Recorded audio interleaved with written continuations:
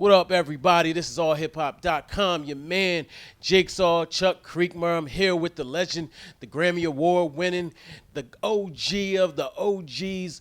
Maybe not the OG of the OGs, but BIZZY Bone, y'all. What's good, man? It's good, man. Leader of the legends, man. Leader of the legends. LOL, man. What's good, man? I'm living good, man. God bless you, man. I Yeah. appreciate being here. First and foremost, Bone Thugs and Harmony for Yes, sure. sir. Gotta give big love to my boys and my crew out there. So yeah, definitely, we here, man. We here. All right. I'm glad to have you, man. This is the first time I've interviewed you.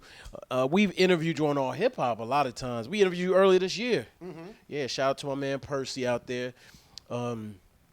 He interviewed you about the whole situation with 21 Savage and the Migos and everything. You know, we still hearing that a little bit on your new album, but I want to talk to you, man. First of all, the album it's dope. I mean, not to say that, not everything you do is dope, but this one is really, really strong. Like, I feel these records. Talk about this new album.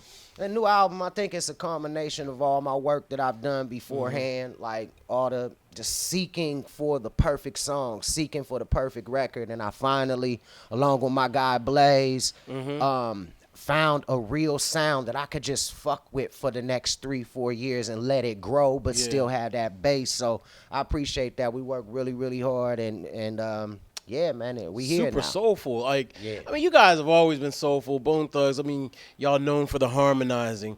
But I'm putting all songs, each song, like, in a different playlist. You touching a lot of emotions, a lot of range as well. What inspired this album? I'll be honest with you, the Migos, 21 Savage, that whole Bone Migos thing. I had went viral for pulling out a gun, and then the police came to my door. So that helped as well. It humbled me, and at the same time, it gave me an opportunity to look outside myself and just laugh and smile and not take myself so super duper serious. You can't win them all, right? You know, so I think that was the accumulation. I think all of those things accumulated, and this project came to be. And then I linked up with my guy Blaze, and he like my Quincy Jones. You know, he's got everything that I've always wanted in an artist. So all those things and a few more things. My kids, my niece, Bloodline Harmony, Bone Thugs and Harmony. Not really wanting to do an entire group record and just touring. It gave me a chance to step outside the box and be like, this is a perfect time for me to do my thing. Yeah. Now, you went at Migos on this album. You went at 21 Savage. You even said something about him being deported. Now, you don't really want him to be deported, right?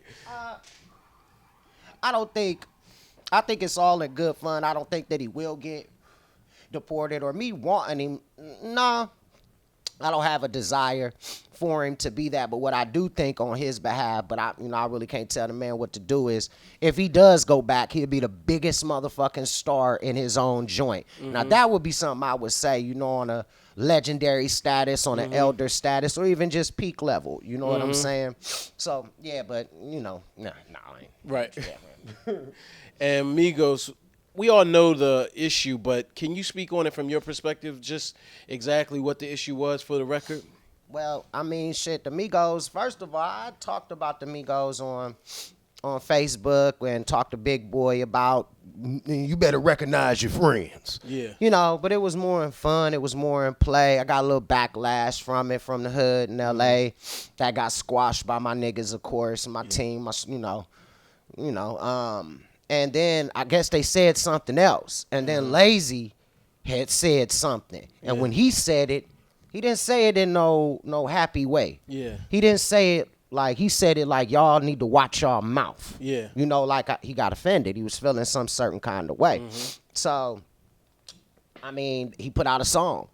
And the song that he put out, I guess the fans was like, you can't have him standing by himself. Right. So, they was coming at B, and then, Cray was like, he playing granddaddy role like he do. You feel what I'm saying? Flesh, he just want to fight. Right. Wishbone ain't saying too much anything, but he down for whatever. And then, so I just went on ahead. I formulated. I went in the studio not even doing songs. If you notice the songs that I was doing, they ain't like real songs. Yeah. It's like verses, a little bridge, maybe a little chorus, but they ain't really like, strategic chorus line, verse. It's just more just raps. Yeah. So it was too good to leave off the record. So yeah, that's basically what it was, and that's why I went on ahead and just pushed it on out. But they hugged and kissed it out and all that shit, you know, Lay and the Migos. So I figure well, I think 21. Yeah, 21. You know, apologized. Lay wanted to catch hands in secret. You know, Yeah. it was just like, we ain't doing this. You ain't got to do it for the media, but we got to catch that fade. Yeah. Unless you give me that apology. So they didn't get the apology. I mean, they didn't catch the fade. So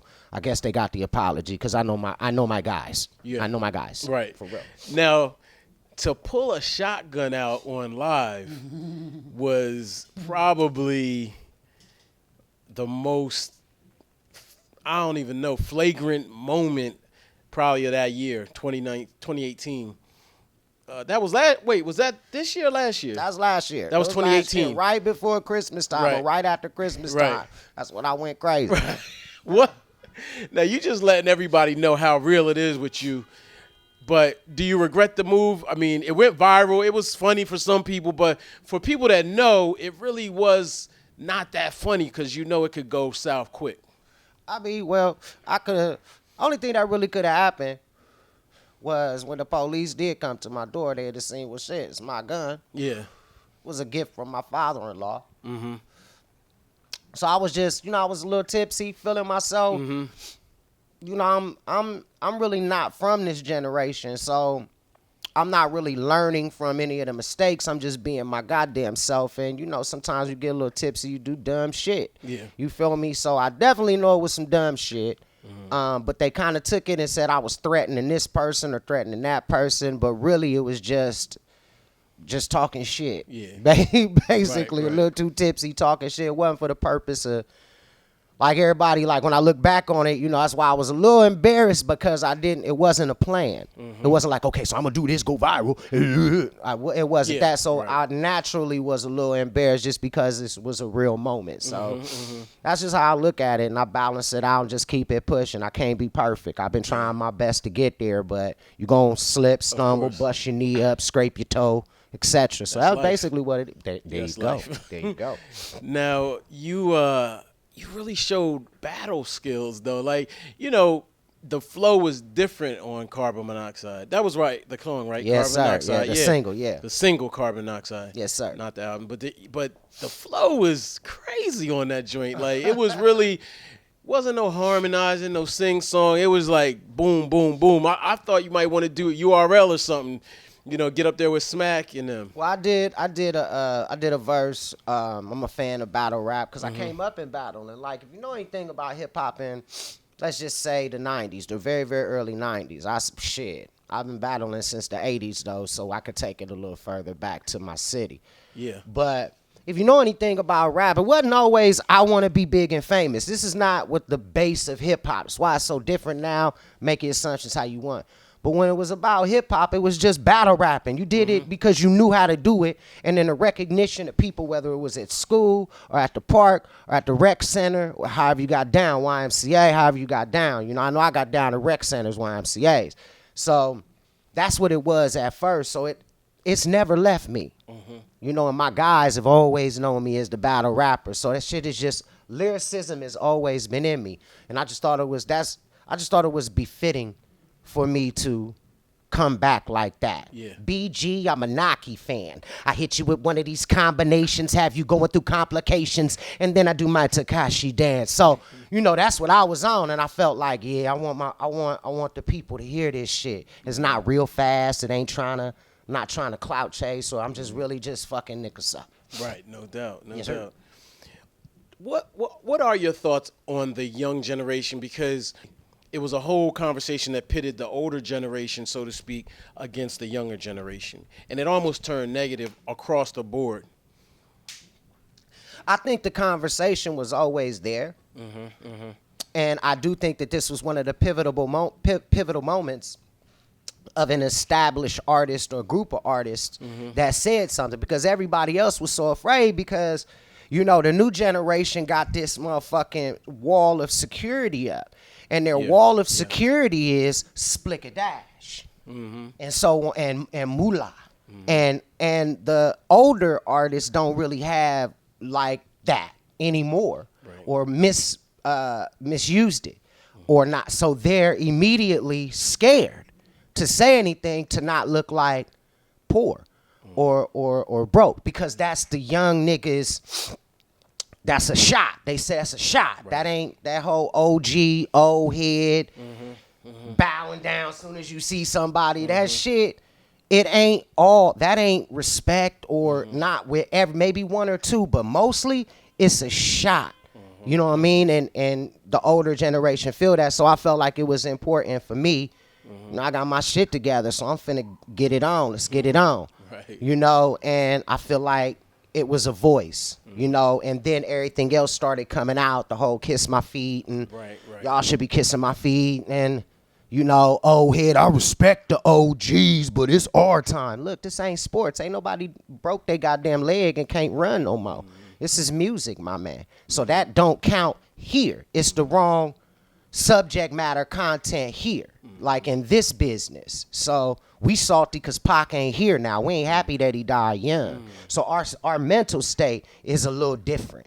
You know what I'm saying? Like their extension. You know what I'm saying? Right. What do you mean when you say that? Well, we want our Tupacs to be 50 and 60 years old. Right. Do you want your extension? Do you want him to be 50 and 60 years old?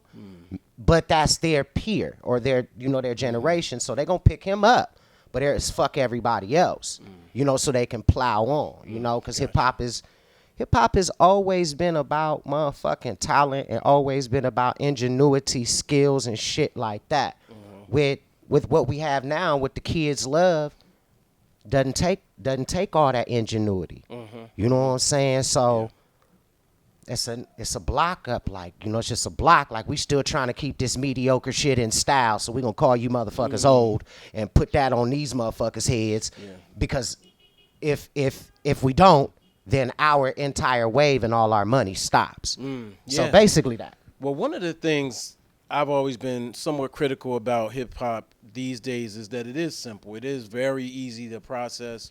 You know, if you come from a certain era, you used to freestyle off the dome. And I'm like, wow, you know, I could literally freestyle most of these songs and you just throw a little hook in the middle and then keep going. You know what I mean? Do you think there is a conscious effort to lower the bar? Because mumble rap really brought it down, and then mumble rap kind of disappeared. You even heard mumble rappers rapping again. But it seems like not all hip hop, no pun intended, but some of it. You know what I'm saying? Some of the most popular stuff seems to be very easy to process for the brain. Okay. Well, how I feel about that is I mean, you guys had complicated flows. I go in the studio. I think about how we did No Surrender. That was a song that we did back in '93 with Eazy-E. It had auto-tune in it. Old school auto-tune. Roger Troutman tube in the mouth auto-tune. Okay. Right. So I look at that and then I say, okay, how can I make this understandable? Their struggle and their talent comes from getting the precise sound out of auto-tune. Because you just can't get on it and sound like the auto-tune. You got to really work it until you get that shit. Right. And I think the mumbling part comes from it sounds so pretty that if you put actual syllables in it, you fuck it up. It'll do that. Right. But if and you do that and you mumble, then you get a constant chime.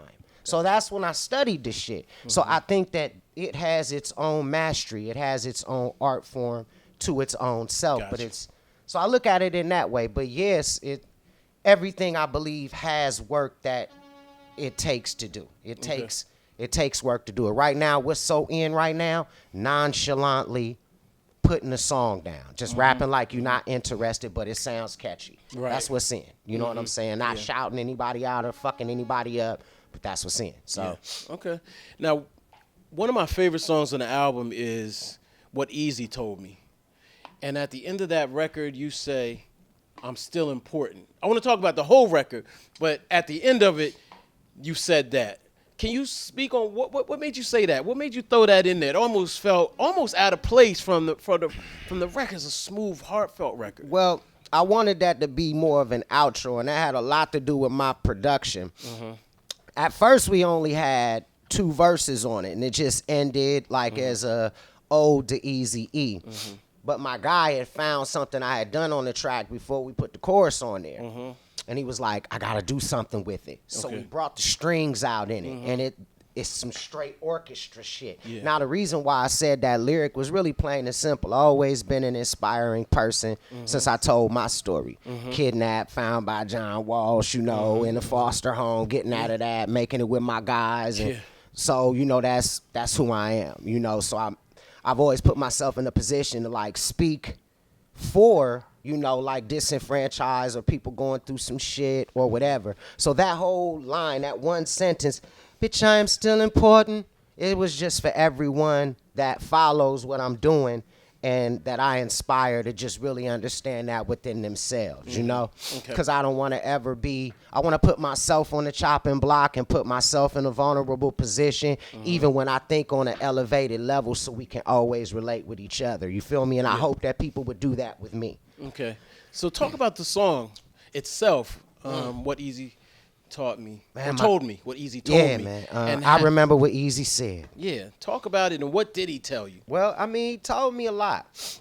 But he told me mostly we were going to be the biggest group out there. I talked to him about, like, I was a young father, and he was there for me, you know, whatever I needed. Right. Even before contracts were signed or whatever it may be. Pardon me. He was there for me. So anyway, so when I made that song, I really wanted it to be an ode to him, so it could be like, you know, I really, really appreciate what you've done for me. And I want the people in the world to know you're a legend too. You know, despite your disease, because the disease was so fucked up that people would just stay away from it, man. If somebody passed away of AIDS, they stay away from it. Only one we know they ever have it and be all right is Magic. You feel me? He the only one, and he's still doing strong. But it's the scariest subject probably in the hip-hop community. So, yeah, so I wanted to deal with it, and I wanted to bring it to the forefront in the most beautiful way that I possibly could. I wanted it to be right. So, you know, people, when a song done for him, it's on the level of Crossroads. So that's why we brought in the orchestra and the you know, the extra music, the extra singing and the visual. But yeah, man, that's one of my favorite songs. Like I was talking to my guy, and we should orchestra that shit. Should definitely do a video for it, for sure. Orchestra that whole thing, man. Just me and the orchestra doing that. Me and the orchestra, man. Do you? Well, a lot of theories go on with the Eazy-E death. A lot of people think he was murdered. You know, needle talk here and all that. I've heard you guys say certain things. What ultimately do you believe? I take on the La Raza, Kid Frost, his thing. What he said was, I remember I was with Eazy, and he was going to acupuncturist, etc. So he tells his story. I don't want to take nothing from him. And I'm like, you know what? It's the same thing with Tupac, probably. How, man, that shit was the dude that they was fighting at the club. It ain't no fucking mystery. You know how we are, man. You know we superstitious people, man. You feel what I'm saying? At least everybody in my goddamn neighborhood was superstitious. We believe in ghosts and God and everything else, you know? Not to parallel those two. But yeah, so I mean, hopefully that answered your question. I don't know. Did I answer your question? I don't know. I don't know if you so you think it may have happened through acupuncture? I go with what Kid Frost said. Like, that's what I go with. You know, you're saying a dirty needle? Yeah, I don't think it's all about superstition. I don't think it's about a conspiracy. Basically, I don't think everything is a conspiracy. So I keep that in mind. If it is, and we find out that at the end, then wow, that's the truth. You feel me? Yeah. But ain't nobody, you know. Well, that's what I think. That's what I think. Okay. You know, Eazy. And you guys too, like you guys flirted with a lot of devil imagery early on. A lot, you know, I don't know if it was devil or, you know, Ouija boards, a bunch of different visuals. Where are you now? Well, Mystics, I think that it was like the Ouija song. You know, I think that was what tripped everybody out. Then Eazy-E speaking backwards on the on the record and so on and so forth. So I think it was more of that shit than anything else that people, and then they played off of that and took it to the Eternal record and you read, and you got to read it in the mirror. So I think they really, really played it up and played it up and played it up. But we always been spiritual people. Yeah. You know what I'm saying? We've always believed in God. Have we played the Ouija board when we were kids? Yeah. Right. Did we worship the devil? Fuck no. Right. Okay. Do people want to correlate the two and say, since you played the Ouija board, well, you must have, plus you made it famous? It's that same superstitious bullshit. And, you know, sometimes people want to believe something other than God has blessed your situation. So more power to you. Definitely. But no, everybody believe in the Lord. Everybody about the Lord, Jesus. Right. Yeah. Flesh is a Jesus. Muslim. Okay. Flesh is a Okay. Muslim. So everybody else, you know, more or less Christian, Catholic, Jehovah's Witness, etc. Jesus based. Right. Okay. So what is the status of Bone Thugs? I thought I would catch a feature here or there, but it wasn't. There were none. Well, we put out the song right before the record came out, though, called Survival. Okay. So that was sort of like, you know, let it be separate and apart, because that shit could have took off. And if it's on my record, then I'm going to be benefit. So we just want to put that shit separate out, show some solidarity, show some unity, you know, right before I did my thing. So that was sort of like that planned thing for that. But that's it. If you want to hear us all together, you know, it's like you got to get this particular single, and you can't, well, I just listen to BIZZY record, you know, shit like that. So, you know, we still got those things going on in our camp and our organization. But everybody doing good. Everybody living happy. On the road, my guys, they rock and rollers. That's what they do. They on that road. They like to do what they do. That's their thing. They like, we're a rock band. You know what I mean? Like I said, it gave me the opportunity to do other things. That's what's so good about the crew, because you still have a solid base, but you're able to elevate. I look at it like Ice Cube without no Vaseline. Or Dr. Dre without the whole, you know, against Eazy thing. Just branching off naturally and normally like you would always do. Yeah. You know what I'm saying? Yeah. So get it how you live type shit. So that's Now, how it wasn't always like that. Like my man George up in Canada was interviewing y'all. It seemed like every other day, almost at one point, y'all were going. It seemed like back and forth in the media. How did y'all? I mean, when Flesh and Bone got out of jail, he was a little perturbed and, you know, naturally, and I don't know what else may have happened then. I know it was a lot of back, like, let me say, 90, or a little later 90s. It was a little friction, but I be honest with you, I just think my boys was young as fuck, and they was allowing Ruthless Records to influence, you know, a lot of the things that they said. You know what I'm saying? Like, so we talk to each other through music, but not so much through the media. But that's how I think about that particular situation. I've always been, whatever is going on within the crew, keep the code. Yeah. Or if some hate seep out, the people are gonna see, oh no, you hate your homie. Or, you know, because you always under scrutiny, so that helps you not be that within yourself. Yeah. So that's just how I look at the situation. You know, as far as that, keep the code, shut the fuck up, don't tell the dirty laundry. But, you know, let motherfuckers know you move how you want to move, and this crew is open enough to be able to do that. Now, you know, a motherfucker might get at one individual member and see something. But people do that in general. Yeah. They try to trip you up. They try to fumble you up. They don't try to feed you and be your superior. They try to be your influencer for you to be inferior. If that makes sense. That's just a nature of, you know, mankind. We ain't suckers. We ain't take over the animal kingdom like for nothing. You know, we were beguiling. We were very, very smart. We understood to make them food. You understand? And that's how you take them out. Right. You began to eat them. Type vibe. That's just mankind.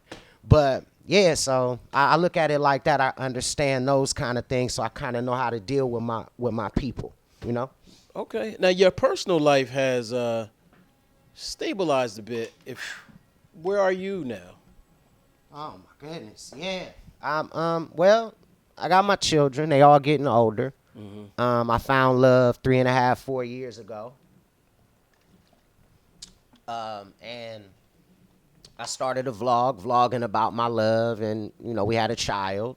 Okay. And we've been up and running ever since. So yeah, my life has changed. You know, I got my roadie, I got my partner. As you seen when we was off camera, I'm talking to her, look, I need your energy here. Right. You know what I'm saying? But the whole time I understand that her energy is on another viral point as well. But I'm still here, goddammit. But we try to walk out of any situation with I love you. Right. You know what I mean? We going to bed, I love you. Yeah, we gonna argue, we gonna butt heads. That's because we different people. Right. But it's always gotta be in love. So yeah, I'm in a totally different space. That shit didn't fucking exist back in the days. Yeah. I couldn't even like sit down with a record company and negotiate back in the days. It was always, oh, nigga, shut up. Mm-hmm. We just feel lucky about it. I'm like, man, I'm out, man. For real. I don't like thinking like that. You know what I'm saying? I just never like just settling in and putting my feet in the cement and just being all right with a particular situation. If it's just me and my niggas making all the money, then I'm good. Yeah. Because I think that that's what the fight is. Right. Within your organization. You got 5 people or 4 or 5, whatever in your organization. You want to make sure y'all make all the money. Y'all do all the distribution. Y'all do all the marketing. Y'all do all the promoting. Y'all get 100% of that shit. And to me, other than that, it's always a grab at that. Right. If that 1% can mean hundreds of thousands or millions of dollars, why not negotiate that with somebody who normally doesn't get paid that kind of money to do that kind of work? That's how I think. You know what I mean? But everybody don't think like that. And sometimes you gotta bite your lip and do your own stuff and go with your own ideas and not, mash on other people's shit. You feel me? Right. Well, y'all, do y'all think about doing we have movies, biopics. We got a Wu-Tang series now. Seems like Bone Thug would be a good candidate for something like that. Have y'all thought of that at all? I mean, well, it's so much more living. Okay. It's so much more living to do. I believe that after the last member passes away is when they feel as though that should happen. After all of you guys pass? That's what I'm thinking. That's what it feels like. I'm just saying. That's just what it feels like. Then you can't tell your own story. You got to tell your own story. Everybody's got their own script. Lele got a Bone movie. Right. Cray got a Bone movie. You know what I'm saying? I got a BIZZY movie, which entails Bone. Right. And so on and so forth. And everybody has individual stories within their own. It's such a intricate, and we could stretch it so far that it seems a little further than a movie, I guess. I don't know. Yeah. Okay, so it's been well told that you were on America's Most Wanted at one point. Before the Shouts out to John Walsh. Shouts out to John Walsh. I don't actually like John Walsh though. He's an interesting guy when you get past the good stuff. I mean, I don't even know about the good stuff. I don't know about the politics. But right. I know it's sort of like Lil Wayne. You know what I'm saying? Lil Wayne, and what's that one dude's name that saved his life? So it's sort of like Lil Wayne when, like how that cop came in and saved his life. He could be the worst guy in the world. You feel me? He could be suspended or whatever. Right. But that moment in time, he seen Lil Wayne with blood coming out of his chest dying, and he picked him up while everybody else was trying to leave him on, as Lil Wayne tells the story, because you know how, Lil Wayne is graphic. One of my people, Wayne, what's up? And so that's how I look at the whole thing with John Walsh. It was a moment in time where before politics, you gotta remember, he's just a dude from his neighborhood that lost his father, and he was hoisted up into whatever position that he was in, whether it be America's Most Wanted or work in the system, whatever the fuck that it may have been. He was hoisted into this position because he lost his son. Yeah. So whoever hoists you, that's your teacher. Yeah. You understand? Whoever puts you in the position, that's your guru. And what they teach you is the only thing that you really, really know. So, that's if I'm looking at it in that kind of a light. But yeah, man, that whole kidnap situation, it was crazy, man. Yeah, true. Now, some of the stuff that's not as much talked about, but is actually something that we talk about society-wise, is some of the molestation stuff. Yeah. How have you been able to reconcile that, or have you done therapy or spirituality?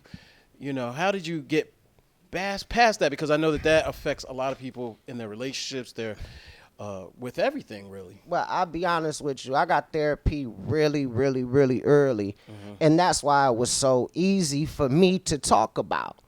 Because in therapy, they tell you, dude, you are a little ass kid. This shit is not your fault. You know what I'm saying? It ain't even the person's fault that put you in that situation. Yeah.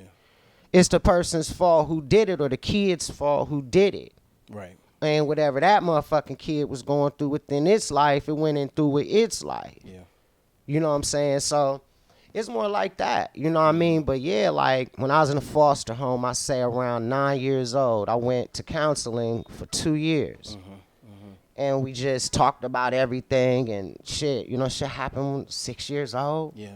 You know what I'm saying? 5 years old, 6 years old. You feel what I'm saying? So, I give you a lot of respect because you helped take away the stigma. You know, a lot of people may have been afraid to talk about it or afraid to address it. And, you know, especially coming from a hip-hop artist, you really did help a lot of people. Well, I tell you, man, a lot of people done went through it at way later ages. And the later that you go through it, the worse that it feels. Right, right. You know what I'm saying? So people that call me and they talk to me about it and tell me, thank you this, thank you that. I feel for them. I could feel that vibe. Because it happened for some people a lot later and way more gruesome than somebody touching on you or whatever it may have been. You feel me? So yeah, man. Yeah, man. It made me a people person. It made me speak out on certain shit that I believe in and stuff like that. Yeah. Now, you guys, as a group, were one of the few. I mean, no, not few. The only ones to work with Big Pun, Tupac, Biggie, and Eazy-E. And I think that rounds it out.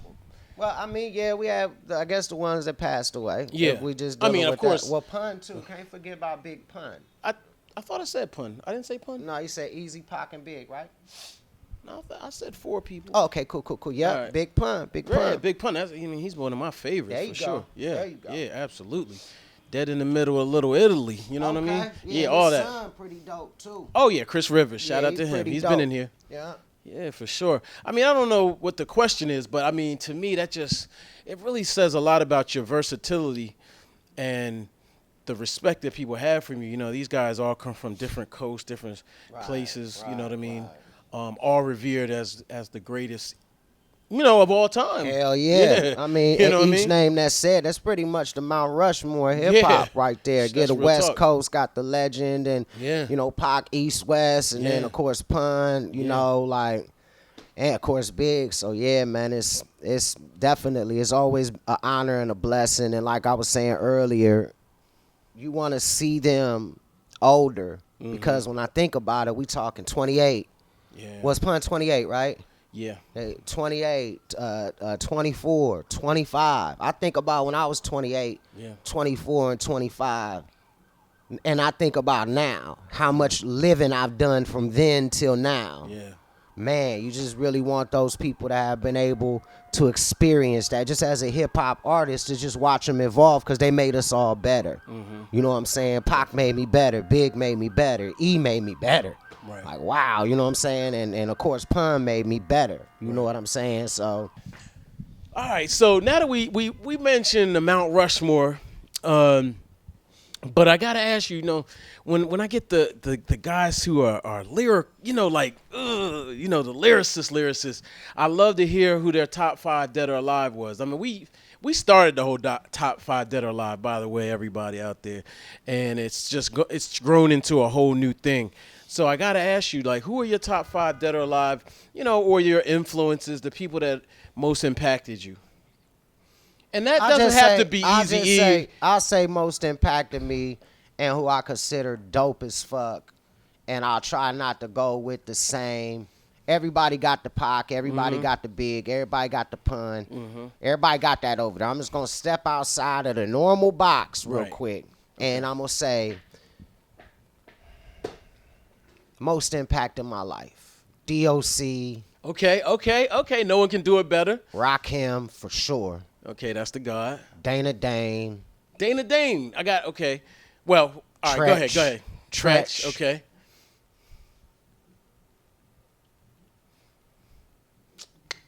And that's earlier on. Yeah. Like when I first began, when it first began. I'm talking about 12. Yeah. You know what I'm saying? I'm talking about then. So I'm going to go with that right now. Who influenced me right then? So you said DOC, Dana Dane, Rakim, Tretch, Dana Rakim. Dane, Tretch. Let's just go one more to round it up. Of course, LL. LL Cool J. Of course. Boom. Now, I got to ask you now, the DOC is definitely one of my favorites. He's I mean, with one album, and not even to mention all the writing he's done, but he impacted the whole world with just one album. No one can do it better. What about him? I mean, his lyricism is like almost unparalleled. Got to remember, he was the Chronic too. Yeah, that's what I'm saying. And just because it wasn't his voice, and I know you know, he's been a part of hip hop consistently through Dre. Right. So, but yeah, if he had his voice back, shit. Yeah. He'd be a monster out here. I think he would be considered by everybody as one of the top lyricists because he had that flow that nobody else had. Yeah. He had that MC Ren to the 10th power flow. Right. Yeah, that's true. That's the only way I can explain it. Right. Okay. Now, Dana Dane is another one you don't hear much from. Now, that's a friend of mine. He's really nice guy and an incredible rapper too. But what about him?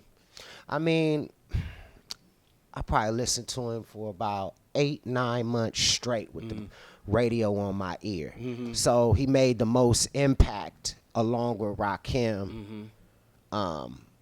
They kind of are together. Like them two, it was a package because I had his record and I had Rakim. Yeah. And a couple of other songs from a couple other people. You know, we used to have tapes that we put together way back in the days. But so that his impact just, man, Nightmares. Yeah. You know what I mean? Songs like that that had bodies. Exactly. And that's us, First of the Month, Crossroads, whatever it may be. We always have themes, Down 71, et cetera, et cetera. So that's it. He kind of helped build me to be able to tell stories in hip hop and music and blend with my guys. Right. So I guess you could consider one of my teachers in school. Okay. LL, I was legitimately LL for Halloween this year. So I was at Comic-Con. Well, Halloween hadn't gotten here, but I was at Comic-Con taking all these pictures, man. It was incredible to know that his image from back then is still iconic. You know. Oh yeah, definitely. You know, he been in acting and and he been doing music like consistently strong. You know, I think he still does music. Yeah. And I look at his cannabis war like the Migos Bone shit. You know, I appreciate you motherfuckers. You made me better. Right. You know what I'm saying? You really, really, really made me like step my shit up and just really just do what my heart wants to do. You know what I'm saying? Gave me that. So yeah, definitely the LL, man, iconic, man. Everybody know that. You know, I don't want to say the cliche shit. You know what I'm saying? But he's the original man. He that GOAT. Man, he that dude. Man. He is that dude. Tretch doesn't get mentioned enough in these conversations either. And a lot of people put Tretch in the hip hop hooray category. You know, some of the happier songs, but he had some hardcore joints too. Yeah, I should have said Naughty by Nature, but, you know, because Vinny dope too, you know what I'm saying? But I don't know, you know, as far as being in a group, standing out, his excitement, his energy, you know, he was like, to me, pre-Busta. Right. Right before Busta became that performance, like, I don't know if y'all know, but like Busta Rhymes and Split, man, these motherfuckers, man. Yeah, they were I'm not saying they don't get down now. But, man, when they started out, man, one of their shows, man, would have more energy than a rock show. Yeah. You know what I'm saying? And they wasn't up there with all the pizzazz and shit like that. You know what I'm saying? They just them. Yeah. Couple of lights, few smoke machines, and them. Right. So, definitely, man. Definitely. Yeah, Busta, he one of them ones. I like this performance. I like his performance and all of that. But I think that Tretch was the first one to introduce me to stage presence. True. And flows, though. It's you know he can chop them. Definitely. He got chops, for real.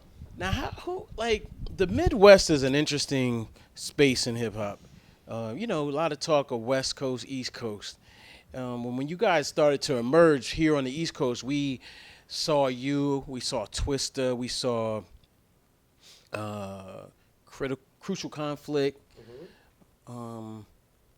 Were y'all kind of at odds? I heard there were some beefs and things of that nature of who started. We was kids and shit. Yeah. Yeah, we was kids. So I kind of see us having friendly, brotherly competition and shit. You guys got a lighter in this motherfucker?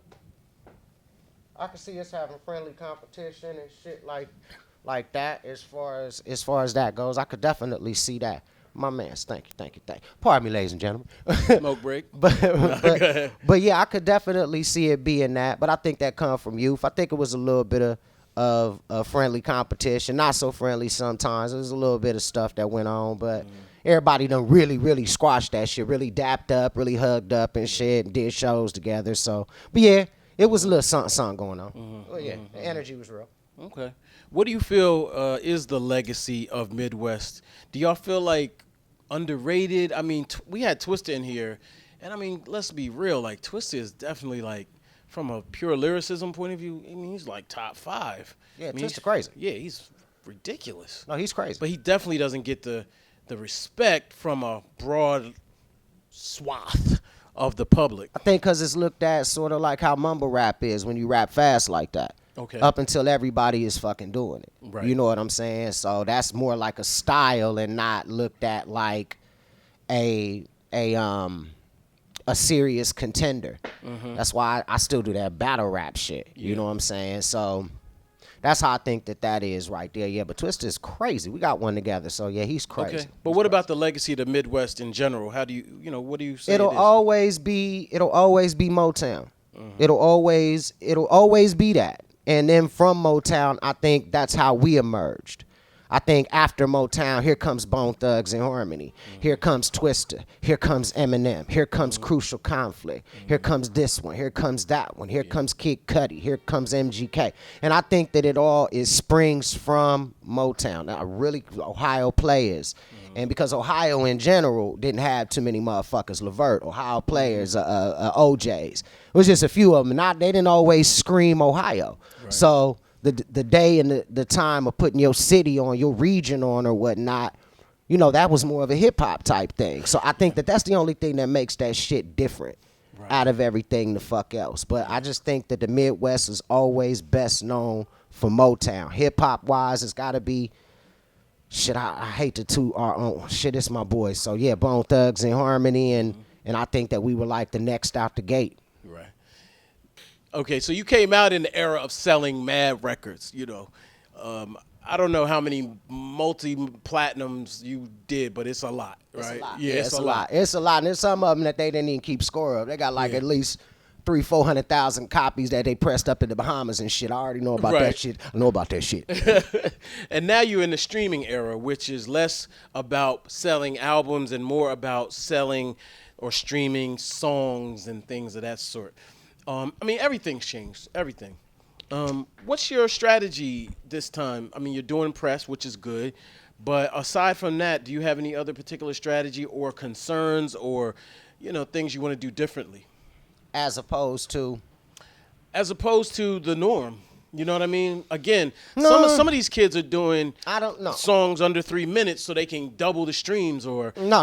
Okay. No. I think that when the tone is set and 4 or 5 minute songs no longer hold weight, then you have to fluctuate and flow with those particular things. You just got to read the landscape. Because if you negate the young cats... or you negate the legends, or you negate the business world, or you negate the regions, anything you do can stop you from being worldwide. Right. So that's my train of thought. I'm going to be a man of 2019, a man of 2020. I'm not going to be living in the past or the past way of doing things, whatever is current. I'm going to be current with it. Yeah. So that's basically how I move. Okay. Now, you said something in your album that actually, you contradicted yourself a little bit. Now you said something about that's the Gemini man. If your son wears a dress, I'm a slap him or something like that. And I was like, oh, how are you gonna say that in this day and age? I mean, on the album. Well, you gotta be who you are. You know what I'm saying? You gotta say what you feel in your heart. You gotta say how you was raised. Right. Maybe my stepfather always hated gay people. You know what I'm saying? Maybe that was what happened, or maybe that's what influenced that. But that line in particular is because I know he's not. Okay. Yeah. Now, there are going to be some people that might see this and say, similar to with what happened with Oh my God, the comedian Kevin Hart, and he said something he would put up. Kevin Hart got a little more shine, than BB and Bone Thugs in Harmony. You got to remember when they say, okay, well, who is he? He's BIZZY Bone from Bone Thugs in Harmony. That's when they'll say, oh, okay. Right. But if you dig deeper, and you'll find out my daughter's a lesbian. If you look a little bit further in. Oh, so she is. Yeah. Oh, okay. I didn't know. Yeah. What you do and how you do it, do how you want to do it. Yeah. You know what I'm saying? Like, I think that the lyric would have changed if he was gay. It would have changed. Okay. If I see you not wearing a dress, I'm gonna fuck you up. Right. You know what I'm saying? So that's how I think. I can't blame anybody for not being intricate enough to get into that. I can't see being judged or none of that shit. But all they would be doing is like promoting me. So I can't see them giving me that opportunity. Right. They won't give me the opportunity. Well, you never know. TMZ might be right outside the door. Sometimes. There you go. Yeah. So, salute to them. So all in all, where are you heading right now? Like in terms of, your career? I mean, this album is really good. Like I got to give you a lot of respect on it because it's super soulful. And sometimes it almost feels like I'm listening to almost like R&B. It's always been harmony with it. I started off singing. Yeah. Man. It's one of my like best projects up to date, like I was saying. So I'm really getting behind it, and I'm having fun. And excuse me, sir. Sorry, I'm having fun, and I'm enjoying life with it. I make my own rules. Yeah. You know what I mean? Like it all comes from in-house. I'm the distribution company. I'm doing everything independent, everything down the middle with my partners. Everybody pulling their weight. So it's just a great, great, great situation. And I got the support of my homeboys out there still pushing the brand and still keeping home base where it need to be. Crazy does some solo stuff on his time too. Lay do his solo stuff on his time. Fleshy do his solo stuff on his time as well. So, we all on the same time. Dope. Everybody on the same schedule. Nice. Will you guys ever consider doing an R&B? Like you guys got the group. Could y'all turn into the Temptations or something like that?